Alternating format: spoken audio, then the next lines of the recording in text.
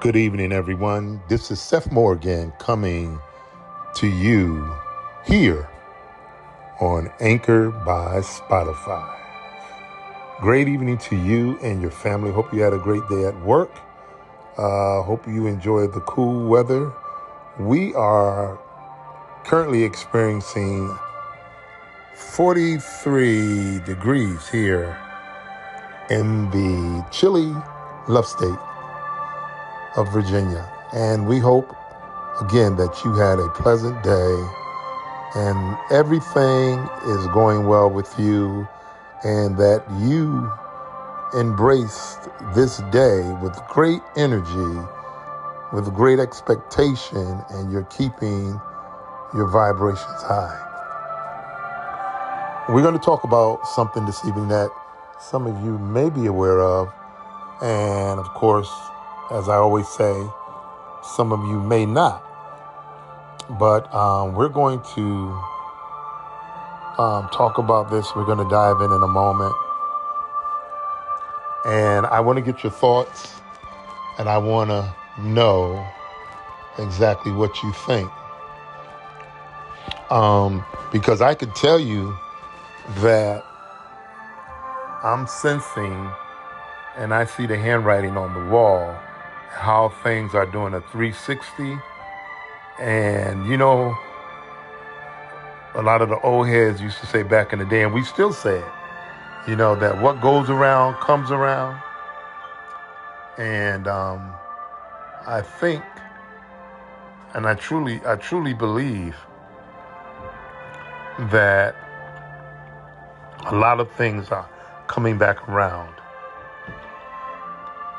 And we're beginning to experience a lot of that, and we're actually beginning to see it. We're beginning to see it more and more. And what we want to talk about this evening is, I don't know if you're familiar with what is taking place in Tunisia, you know, and how that the president there, who happens to be an Arab, said that, and I'm going to read some things to you, that they're trying to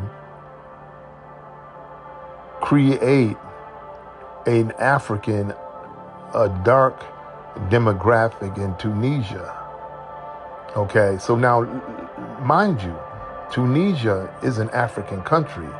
In fact, Tunisia in ancient times was Carthage, the Carthaginians. Okay, and we're going to read some stuff so that you get a better understanding.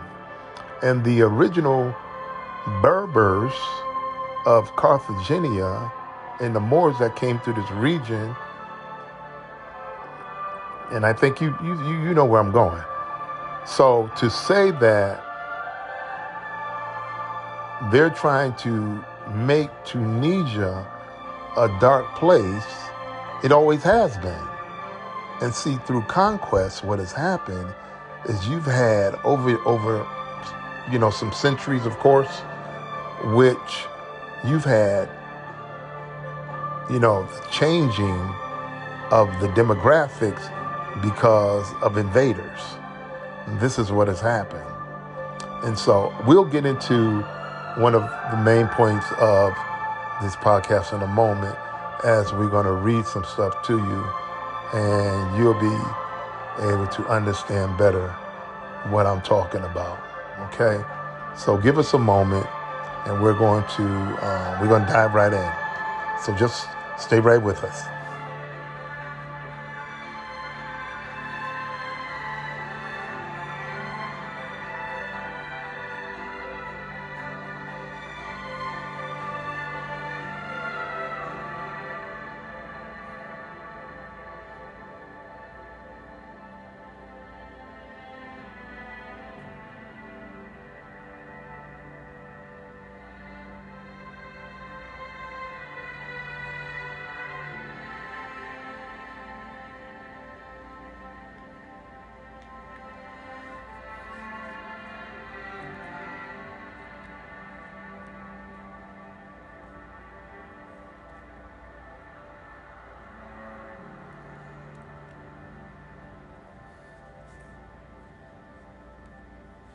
Okay, we're here right with you.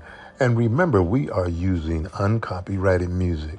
Currently, we're listening to Scott Buckley and the orchestra. So stay right where you are.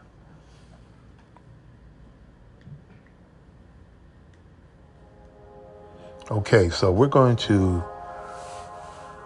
bring this before you, and we want to read something in your hearing so this way you have a better understanding on what we're actually talking about. Okay, it says the appearance of the original Berbers, according to European perceptions.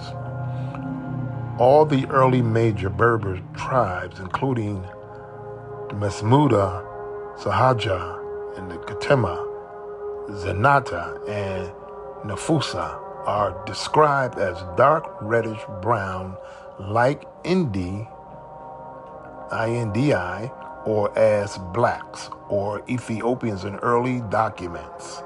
Now listen to this. The notion of the early Berbers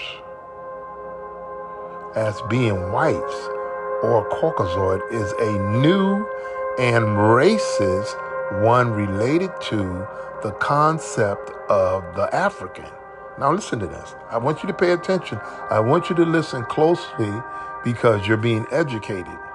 You're being educated about your people and the progenitors of this land and of this particular geographic area. Okay?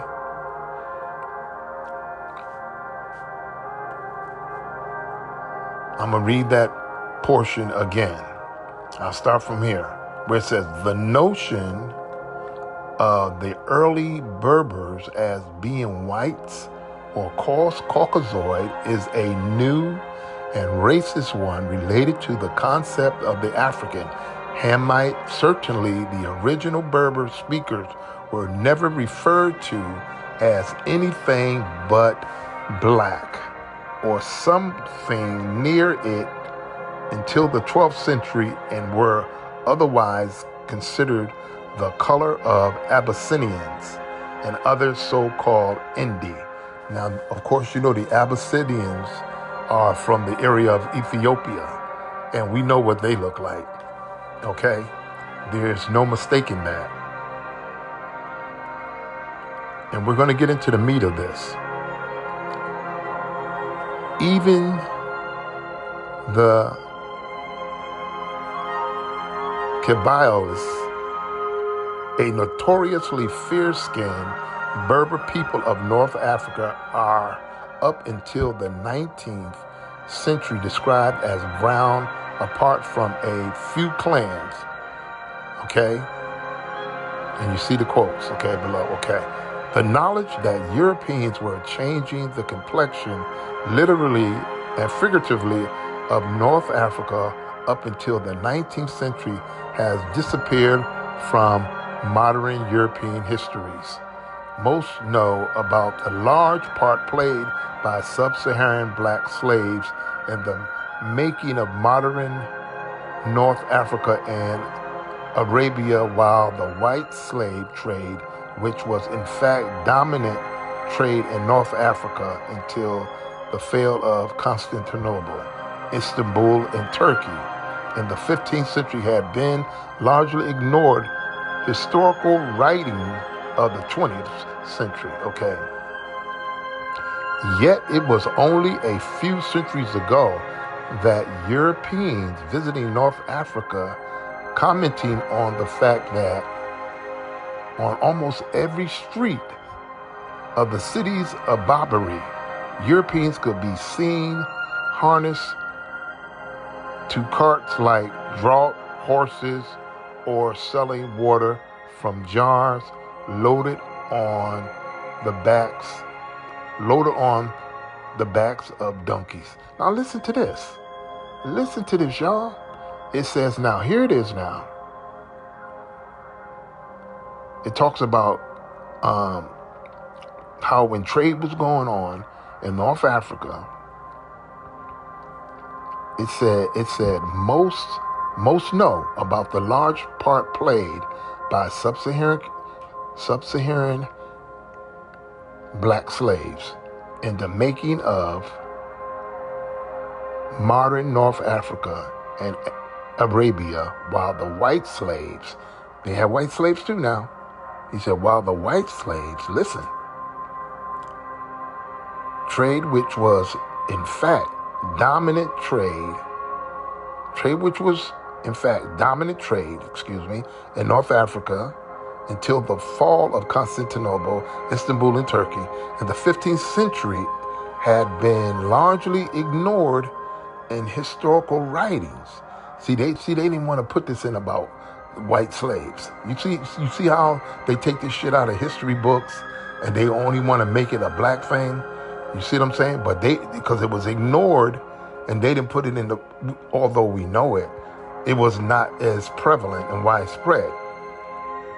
And it says in the 15th century had been largely ignored in historical writings of the 20th century. Okay, yet it was only a few centuries ago that Europeans visiting North Africa commenting on the fact that on almost every street of the cities of Barbary, Europeans could be seen harnessed to carts like draught horses or selling water from jars loaded on the backs of donkeys. My. 1809 commentary on those called Moors by an early 19th century observer. They carried a Christian captives about the desert to the different markets to sell them for. They soon discovered that their habits of life rendered them unserviceable or very inferior to the black slaves of Timbuktu. They were inferior. They couldn't do the work. They wasn't cut out for it. Okay? They were inferior. But of course now they're so superior. It says they carried the Christian captives. I'm gonna read it again. About the desert to the different markets to sell them, for they soon discovered that their habits of life rendered themselves unserviceable or very inferior to the black slaves of Timbuktu, from an account of the Empire of Morocco by J.D. Jackson, published in 1809 and 1840. Nobody didn't even want them. We don't want them. Don't give up. They ain't worth nothing. They ain't good for nothing. We don't want them. They couldn't even sell them. They could not even sell they didn't even want white slaves. They didn't want them. They said they were inferior to the black slaves of Timbuktu. Okay, 2003. Okay, let's look at this. And, you can, J.G. Rogers, you can check him out. J.G. Jackson, He's a very popular Afrocentrist writer who was very, very good. I've read some of his work. Okay, the impact of the white slave trade and its contribution to the modern biology and appearance of the modern North African stems from before the Arabian and Muslim waves into Africa. The Roman ruler Claudian spoke concerning Gildo, the Moorish ruler of Africa, and treatment of Roman women from the Levant by the North African chief and his countrymen. And this is what he wrote. I'm going to read this to you. 4th century, Claudian wrote, when tired of each noblest matron, Gildo hands her over to the Moors. These Sidonian mothers married in Carthage. This is what I was just telling you. That Tunisia, in Tunisia, and that's probably an Arabic derivative, but that particular area was Carthagenia, Carthage. And all of you who are familiar with Carthage, and if you've done any research, Carthage is where the greatest black general who militaries follow his regiments and follow his tactics to this day. His name was Hannibal Barca. Okay, and he was the one that gave Rome hell during the Punic Wars. Okay, they slaughtered 70,000 men in a day in the war of what they call Cannae. If you do any history research, study the Punic Wars, and you'll find out where Hannibal and his men, these Africans, and of course Hannibal, he recruited others, as he journeyed, in his quest to destroy Rome, because that's what he was out to do. And he practically done it and gave them a break. And when he gave them a break, they, of course, turned that on him, and they didn't allow the same courtesy. But when you read and do the research of the Punic Wars, you'll find out that Hannibal and his men slaughtered 70,000 men in one day. They fought from sunup to sundown. Imagine that. Imagine it was the greatest slaughter in history. That is the Battle of Cannae. Okay, so I'll move on. The Sidonian mothers married in Carthage city must needs mate with barbarians. He thrust upon me an Ethiopian as a son-in-law, a Berber as a husband. The hideous hybrid affrights its cradle. Claudian, by Claudianus. Translation by Maurice Platnar. Published by G.P. Putnam's Sons, 1922, page 113. Okay, so that lets you know where you can actually, go and look up this research. Okay, Gildo was brother to other Berber chiefs, Themis and Narcissus.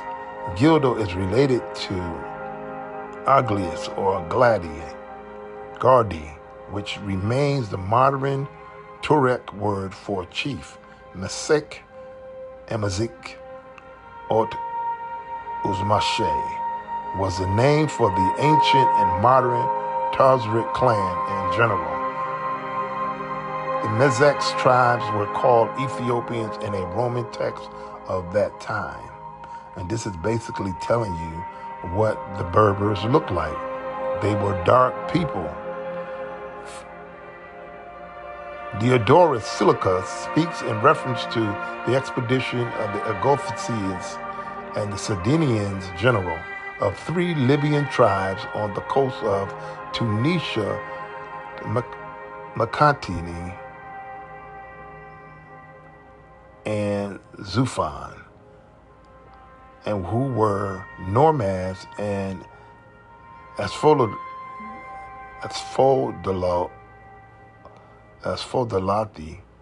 something like that, who by the color of their skin resembled the Ethiopians. When it comes to some of these words, I get tongue-tied. Okay, however, you know where I'm going. The Mediterranean Race Book, 2038-57, Gillespie, Sergei, 1901. The Makantani were also called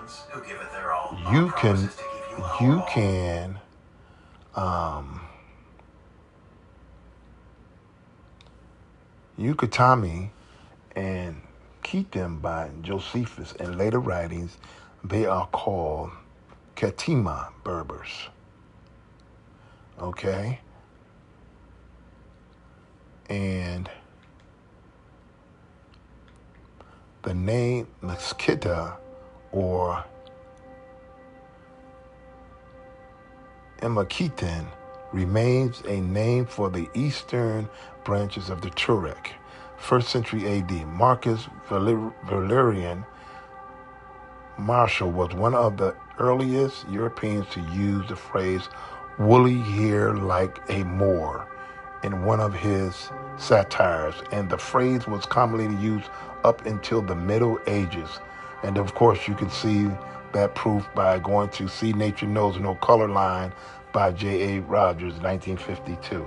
Okay, and you can get his book and you can actually research that. The Muslims era didn't begin until the birth of Muhammad, the prophet, over 4 centuries after Marshall by Matiyah. By the 7th century, the word came to be used for Arabians who, in the early era of Islam, for the most part, were so described as of near black complexion. Excuse me. Let me get a little juice here. Some water.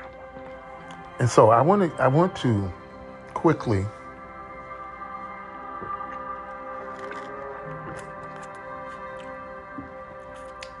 not quickly, but because of course we'll come and do another segment, of course, because if we don't get through all of this, we'll come back and do that. But because I do have some other information from the last podcast that I'm gonna follow up on probably the weekend or maybe tomorrow. Okay, so continue to stay with us. So it says the 1st century Silius Italicus also described the Moors with the term Nagra, and they spell that Nigra, meaning black. In the 3rd century, Roman dramatist Platus or Plutus maintained the name Mori. So when you see that word Mori, and of course Italians took that and they appropriated it. So when you see Mori, M-A-U-R-E, and we buy Mori shoes like the gaiters and the silks and the nice clothes, and they name them Italian clothes, that comes from us. That comes from the Moors. Because when the Moors went into Spain and they was wearing silks, and they was wearing all kinds of sashes, and I mean the brothers was decked, having sandals on with precious stones in them, and having precious stones in their swords. You know what I'm saying? They have rubies in their swords that were engraved into their swords, inlaid in their swords and clothing, and wearing sashes and silks and linens. The brothers went up into Spain. They were clean because they never seen brothers like that. They said even the horses that they rode on were more arrayed than the people in the towns and the cities. The horses was wearing silks and so forth. So the brothers brought this in fashion. They brought this fashion, and of course, the Italians picked it up later on over centuries and started calling it Italian clothes. You understand what I'm saying? We brought all of that into Spain because, of course, the way they were living, history's there. I mean, history was there. So anyway, they began to call them Nagra rather, meaning black, in the 3rd century Roman dramatists, and they maintained the name Mori was synonymous or the synonym for Niger, which was a common term for the word black in the 6th century. Isidori, the Archbishop of Seville, claimed the word Mori meant black, according to Brunzan and Ronoko Rashidi. May he rest in peace. Who are familiar with Ronoko Rashidi, our dear brother just passed on to be with the ancestors just a year or so ago. I think he passed just last year. And you know what? I wanted to say something about that too, because I am really taken aback that there wasn't a lot of celebration over this brother. And this brother was more renowned than most scholars are today. When you start talking about your Ben Yakinen and Ivan Van Sertima and Dr. Jeffries and I mean the list goes on and on. Who else?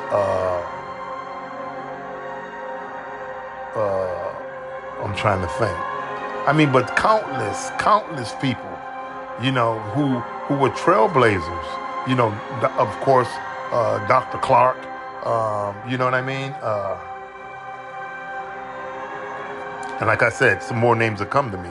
But there were countless people who contributed to this history, and I was really disturbed that there was not more said about Runoko Rashidi, or he didn't seem to be celebrated by a lot of black scholars.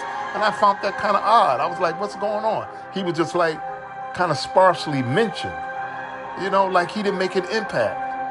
And this brother made a huge impact, going all over the world. This brother was traveling countries like no other scholar before. He was in China, Russia, you name it, Scotland, places that most scholars have never been to, Vietnam, in inquiry. I mean, where you find in these huge monoliths and huge statues of black Buddhas and so forth. So he was world-renowned traveler. So I just wanted to, mention him because his name is here and it rightly deserves to be here. Rightly deserves to be here. Oh, so we'll go on. So Archbishop Seville claimed the word Maori meant black according to Braza and Runoko Rashidi. Like I said again, rest in peace, brother, with the ancestors. And the Moors in antiquity, in the golden age of the Moor, 1991. In the 6th century AD, Corippus uses the phrase facies negrotki coloris, meaning faces or appearance of black colored, to describe the North African Berbers in his book, Johannes. Now let me get to the meat of this, because I'm doing a lot of reading. And like I said, we'll probably have to come back. Okay, so when this whole thing went down in Tunisia, and it's all over the news, and this white Arab, because that's really what he is. The Arabs that are cousins of the European, and he says all these blacks are coming from Africa. Like, that's not Africa. They're all coming there. They're trying to change the demographics of Tunisia. I'm gonna tell you what all the nervousness is about. What they're calling Tunisia today, it was Carthage back in ancient times. And that whole area, as I'm reading to you, was comprised of black Arabs and black Moors and black Carthaginians. And so why all the racial tension now is because the reason for all this racial tension is because the Creator is giving the continent back to its people, because all of these other people, like this so-called president in Tunisia with his pale self, he is an invader. This is the reason for all this upheaval and all of this nervousness about, they're trying to come and change the demographic. We're not trying to come change anything. It was always that way. You guys are invaders who have come in over centuries and occupied the land of the original people who belong there, like a lot of other places. It's the same thing. It's the same way in Kemet, which the Greeks named Egypt. Those are invaders. Those people occupying Egypt, for the most part, those people occupying Egypt right now today are not the original Kemetic people. They're not. And so you have several areas in Africa like this. Tunisia is one. Egypt's another one. Morocco's another one. All of these areas were black. The continent is a black continent. It belongs to black people. And you have a lot of these people who are there who are invaders. They are the children of the invaders. And so this is what's going on, y'all. And what the Creator is doing, whether or not you can see it, what the Creator is doing, He's giving Africa back to its people, and they will have it. Africa will be the continent of black people again. Because all these invaders, like they came in, invaded, they will be pushed out again. They have to go. They have to go. It's simple as that. It's written. It's written. They'll have to go. And like it or lump it, you're going to have to go. So this is what this is all about. This is what this is all about. And so and of course, you've had many people protesting this in Tunisia, and a lot of the Tunisians who don't look like me and you, they were out protesting too for the Africans, because a lot of them, they don't want trouble. They know that this land was a black land, and they know that their ancestors, that they're invaders, and that particular area is really not theirs. But they want to keep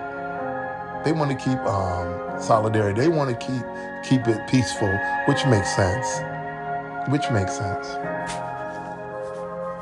But this is what this is really about. And I want you guys to know that. I want you to know that. And this is what the Creator is actually doing all around the globe. Pay attention. Pay attention. There's a lot of pulling and tugging because, when it's time for people to go, they don't want to go. They don't want to go. They're going to fight to the end. They don't want to give it up.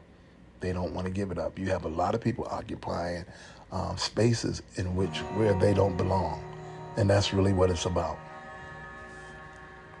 Okay, we're going to read a little bit more, and we're going to have to stop, and we'll come back. Okay. Procopius, this is in 6th century AD. In his History of the Wars, book 6, contrasting Germanic Vandals who had settled in North Africa with the Moors, claimed the Vandals were not black-skinned like the Morsarios. The tribes he classified as Morsarios are those now classified as ancient Berbers, the Numidians, the Marseilles, and the Gautulus. Okay, Marseilles and the Mizek, several other Berber tribes then settled between Tunisia and Morocco. After the 8th century, the term Moor came to be used for the many Arabian clans who had invaded the Mediterranean and Africa because of their complexions, which were the same dark brown or near black to absolutely black color of the Berbers. Okay, and so this has always been a study and a debate, when you start talking about historical antiquity and so forth, in these particular areas. And they've even questioned it to the point where when the Moors were going into Spain and how they try to give credit to an Arab faction and saying that the Moors who went into Spain and ruled for 800 years were not dark Moors, but we know better. You know what I'm saying? So this is always a fight, and it's always been one where debate has been the order of the day because, people are trying to appropriate, and this has been going on forever, y'all, plagiarize, you already know that, appropriate the greatness of the Africans and the contributions made by the African. People want to steal it because they don't have any other. Point to your own culture. You know what I mean? And stop trying to appropriate someone else's. And so this has happened for the longest time. So anyways, okay, so the extreme long heads, this is 1939. Okay, and then it talks about, I'm getting ahead of myself. Okay, and it says the archaeologists' observance of the ancient North Africans portrayed in ancient Egypt's tombs paintings, the Brun, Libyan types, is the only one portrayed in the Old Empire.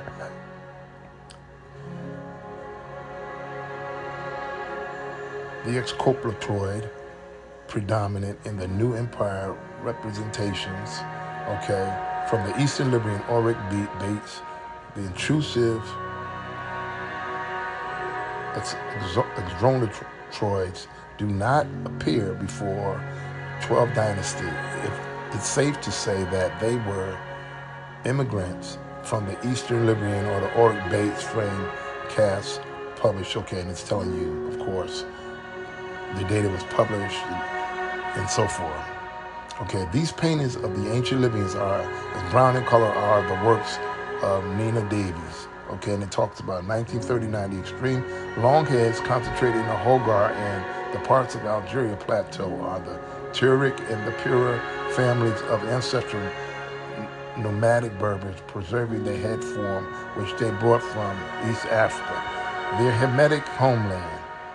And it talks about the writers and how this was preserved and so forth. So what we're going to do, we're going to stop right there for now. And we're going to come back with some more information to pick up on this. But I just wanted you guys to know what is going on in Tunisia now. So if you happen to see it in the media, this is what this is really all about. This is what this is really all about. It's about the invaders being afraid of those who really are the occupants of this land and how they're going to eventually have it back. That's what the deal is. Okay, so always remember to support us, to like and subscribe.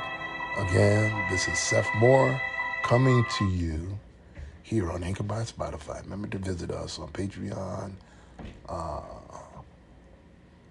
Spreaker, iHeartRadio, Amazon, and many, many more. And until the next time, you have a great night, and we'll be seeing you the next time.